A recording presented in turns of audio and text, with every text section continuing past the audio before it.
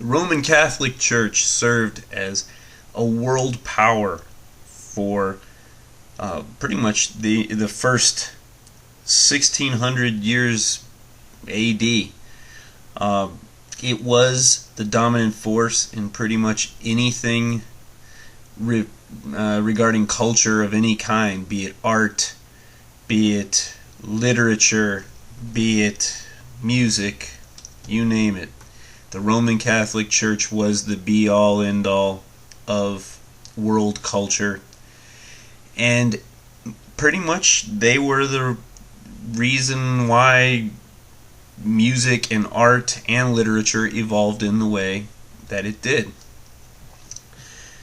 Now, originally the Roman Catholic Church took the Greek theories, and I already talked about Greek musical theories, and the Jewish synagogue's practice.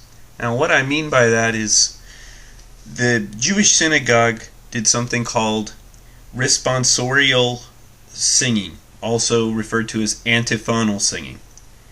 Basically, that would involve the cantor, or the high priest of the I'm trying to think of the word here, but essentially the high priest, we'll just go with that, would sing, and then the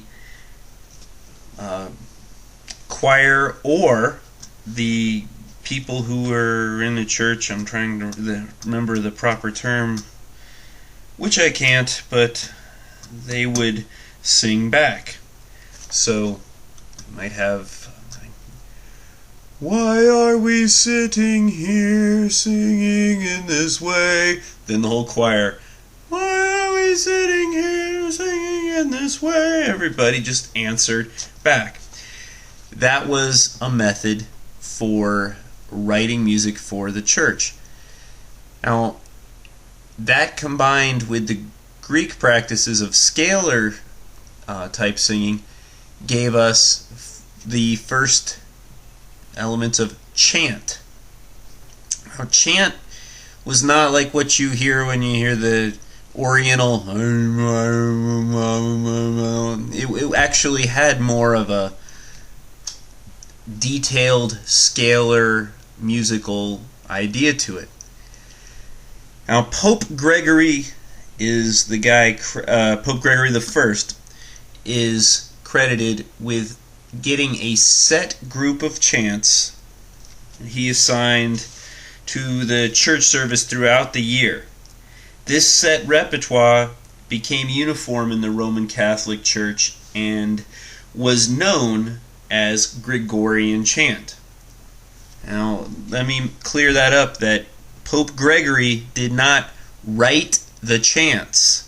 So Gregorian chant is not about what Pope Gregory wrote. It's how these chants were put into a set service. So he is attributed with creating a uniform set of chants for the church, not for writing the chants. Alright? So when you talk about Gregorian chant, you're talking about the set chants that Pope Gregory the First put into set practice. Now, you have a couple ways that Gregorian chants were sung. One was melismatic, one was syllabic. Melismatic is simply when you have one syllable but a lot of notes to it. Whoa, it is getting late, and I am growing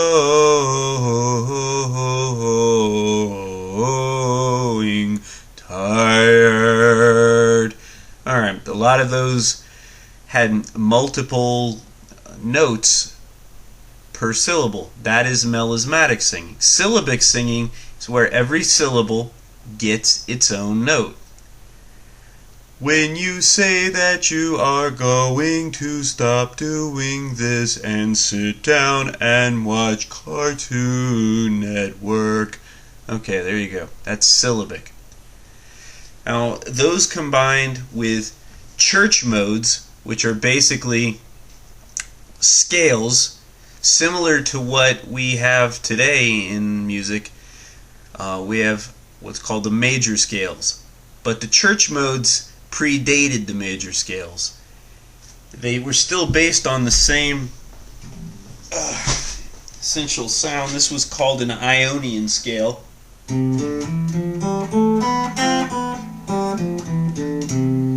That's the same as a modern major scale.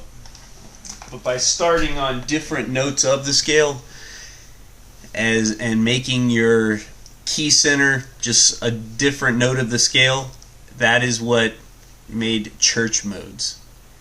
Now the first chants, and the chants that are considered true Gregorian chants, were all monophonic textured pieces of music, meaning there was only one note being sung at a time.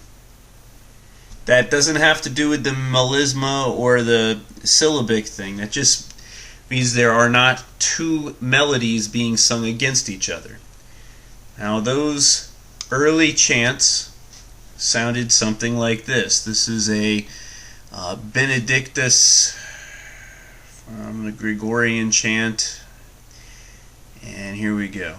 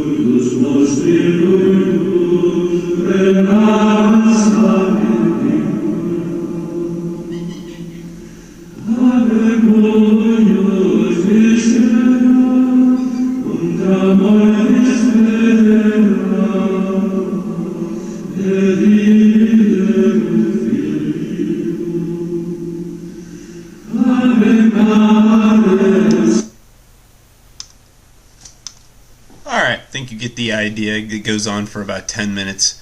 But what you just heard was a primarily syllabic chant, and it was a true Gregorian chant. Strictly monophonic. It was a full choir, but they were all singing the same note. There was no rhythmic conflict. Everybody was singing the same rhythm and the same note. That is what you normally find in Gregorian chant.